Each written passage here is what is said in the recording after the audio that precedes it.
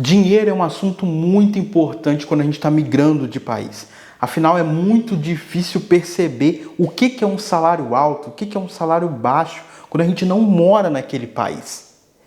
Além disso, Portugal ainda se torna um caso ainda mais extremo, porque o país tem um dos salários mais baixos da Europa. Então acontece toda uma discussão se todas as pessoas que moram em Portugal são extremamente pobres ou quanto que é preciso para ter uma vida confortável aqui. Por causa de toda essa importância, essa discussão, eu vou tratar do tema salário e custo de vida em diferentes momentos desse curso. Mas antes da gente falar de valores, eu preciso te falar das formas de contrato de trabalho e prestação de serviço daqui.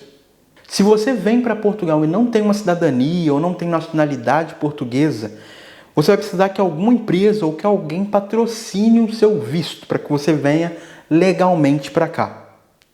A forma mais comum disso acontecer é quando uma empresa te dá um contrato de trabalho, e essa é a primeira forma de relação entre nós que programamos e uma empresa aqui em Portugal. A segunda forma é o que a gente chama de recibos verdes. Nesse formato de trabalho, você vai emitir um tipo de nota fiscal por cada trabalho prestado mensalmente, por exemplo. Aqui em Portugal existem vários tipos de contratos diferentes, mas para a nossa área o contrato mais comum é o contrato sem termo, que basicamente diz que é um contrato por tempo indeterminado, não existe uma data limite nesse contrato. Os contratos aqui em Portugal são algo muito parecido com o CLT que a gente tem no Brasil. Então a gente acaba sendo protegido por leis trabalhistas portuguesas, que muitas vezes são parecidas também com o que a gente tem no Brasil. Para te dar um exemplo, nos primeiros 3 ou até mesmo 6 meses, de contrato, você passa por um período de experiência. Durante esse período de experiência, tanto você quanto a empresa pode terminar esse contrato sem dar um aviso prévio.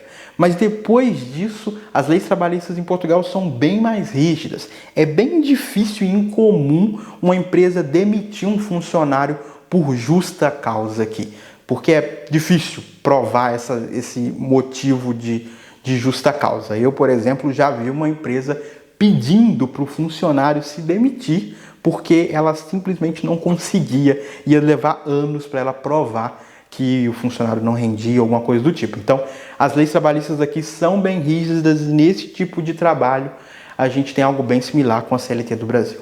Aqui na Europa, e não diferente em Portugal, é muito comum na nossa área a gente enxergar e negociar o nosso salário em valores anuais. Vocês vão ver isso quando a gente começar a buscar as vagas. É importante dizer também que é comum que esse valor bruto anual seja dividido em 14 parcelas aqui.